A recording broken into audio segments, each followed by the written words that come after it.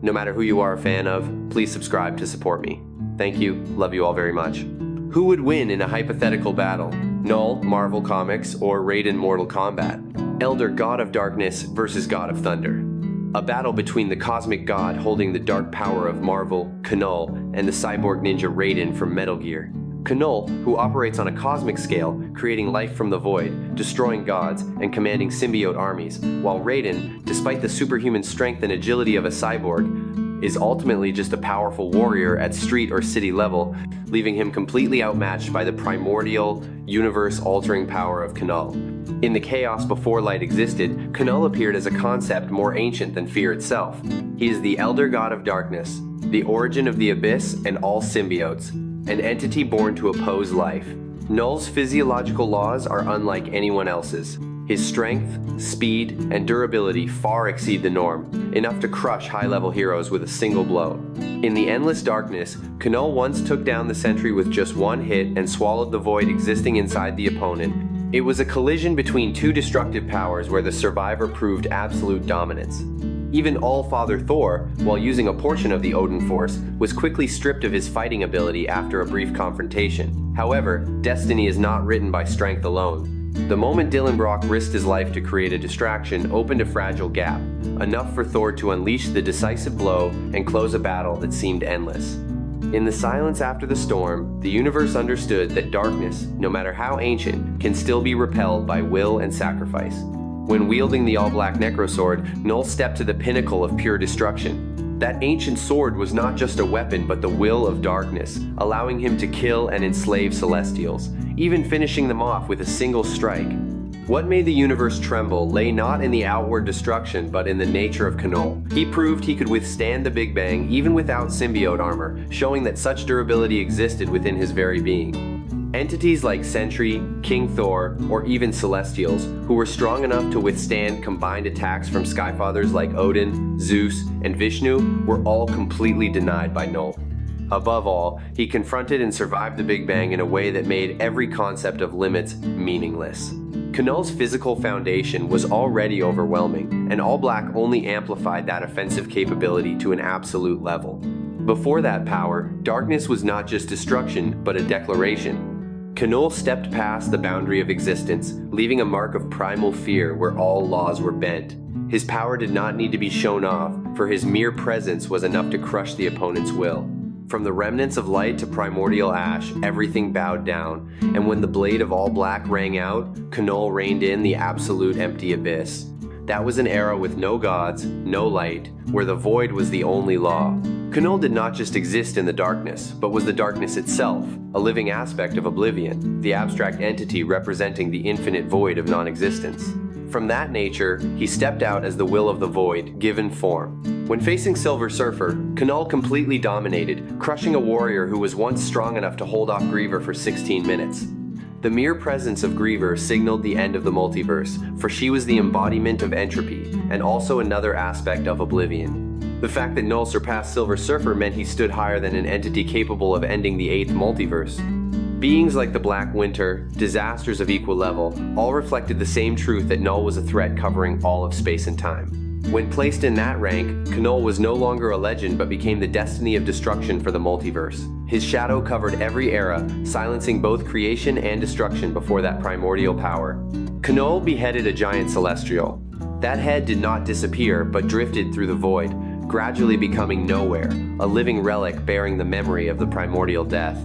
Not stopping there, Knull used symbiote power to subdue 3 other Celestials, turning them into tools serving his will.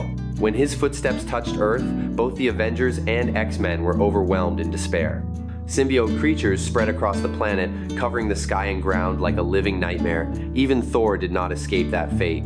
Knull pierced and seriously injured the god who was once king of Asgard, once the herald of Galactus, and the one who destroyed the Black Winter. On the blood-soaked battlefield, Thor was the only one left standing. He collapsed to the ground, breath ragged, blood soaking his battle armor, still trying to send Hugin and Munin to find Silver Surfer. In that fragile moment, could Thor still do anything against the one who had killed and assimilated countless powerful entities? Knull is considered a threat to all of space and time. Now we will talk about Raiden. Raiden, the eternal god of thunder and protector of Earth, exists as the embodiment of absolute truth. He is not bound by age, does not succumb to death, and possesses wisdom beyond measure. Through countless eons, Raiden has stood firm as the spiritual pillar of Earthrealm, acting as both a guide and a judge. In the Mortal Kombat universe, he is considered one of the most powerful and influential entities. Raiden's feats of strength and durability come not only from divinity but also from the immortality infused into his being. When combining forces with Fujin, they can create an attack with power far exceeding all universe-birthing phenomena to the point where the Big Bang becomes small. That shows Raiden alone contributed at least half of the combined power, or even more when he amplified his power using the life force of Earthrealm, the Jinsei. Every lightning bolt Raiden summons carries the will of protection, and every decision weighs sacrifice against balance. He understands that the greater the power, the heavier the burden. Therefore, Raiden does not seek glory for himself, but exists to keep order from collapsing. In the darkest moments, when the realms stand on the brink of destruction, it is Raiden who is the flash tearing through the sky, reminding everyone that justice is still present. In the final moment, Raiden unleashed his entire divine essence, turning it into an explosion bearing the will of absolute protection. The lightning light swept across the battlefield, crushing Shang Tsung's palace to ash, finishing off the two most powerful sorcerers in Mortal Kombat, wiping out Onaga's army, which was once considered invincible, and washing away a screaming soul-nado of souls. Even the Dragon King Onaga was forced to kneel before that power. The extraordinary thing lies in the fact that Onaga absorbed the explosion while being empowered by the 6 Kamidogu relics containing the essence of the One Being, the supreme god of the Mortal Kombat multiverse. Yet Raiden still stood firm. Ultimately, he also survived being stabbed by the Kamidogu daggers, bearing the essence of the One Being, continuing to prove durability and immortality beyond all limits. That moment was etched into the history of the realms as a silent oath. Raiden does not fight to show off power, but to keep order from collapsing. Every wound he carries is a reminder that great power always comes with a heavy price. However, the will to protect Earthrealm has never wavered. When the storm cleared, Raiden still stood there, silent, his eyes containing both sorrow and determination, ready to shoulder the fate of the world once more. The sum of all feats has portrayed Raiden as a powerful pillar of Mortal Kombat. He not only unleashes destructive explosions of divine stature, but also possesses durability beyond limits when surviving the stab of 6 Kamidogu daggers, with each relic soaked in the essence of the One Being. Those proofs bring Raiden into the highest tier of cosmic power, where he exists as a true god rather than a common warrior. Therefore, when imagining a life and death battle between Raiden and Thor, the outcome becomes more unpredictable than imagined. Two thunder gods from two different universes, bringing their own laws and standards. Raiden fights for the balance and order of the realms. Thor fights for the honor and will of Asgard. Raiden's lightning carries cold judgment. Thor's hammer carries emotion and rage. When two sources of lightning meet, time seems to stand still. No one is sure who falls first. Raiden can still match the speed of the Elder Gods, who are capable of fighting and existing in infinite space, fundamentally giving them unparalleled speed.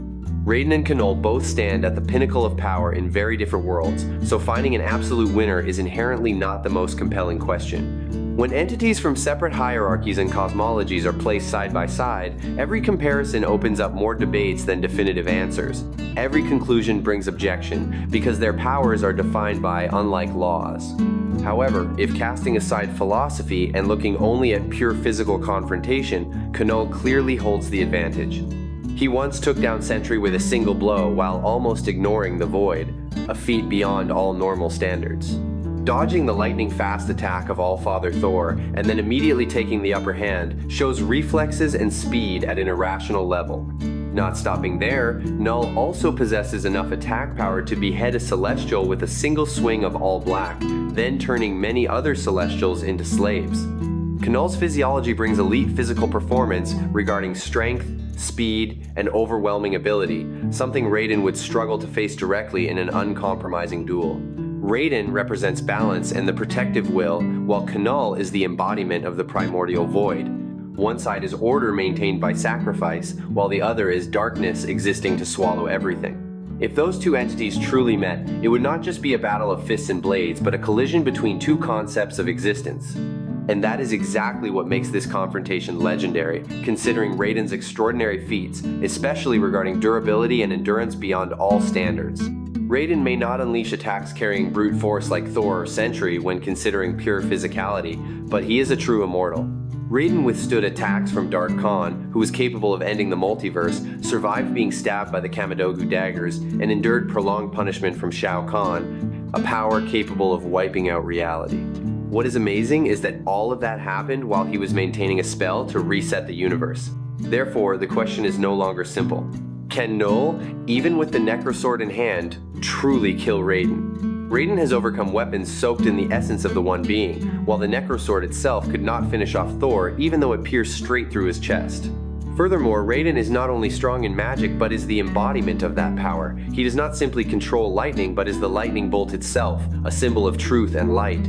This becomes crucial because lightning is one of Knull's established weaknesses. Knull lacks a proven means to kill Raiden permanently, as Raiden's immortal durability has withstood weapons with equivalent or greater destructive capability, and the Necrosword itself has failed to take down other high-level gods. Conversely, Raiden possesses a clear win condition. By exploiting Knull's established vulnerability to lightning and divine energy, he can unleash an attack strong enough to pierce and dispel Knull's primordial darkness. Raiden emerges as the more likely winner. So guys, that's it for now. Let me know what you think in the comments. Thanks for watching. I'll see you guys later. Love you much.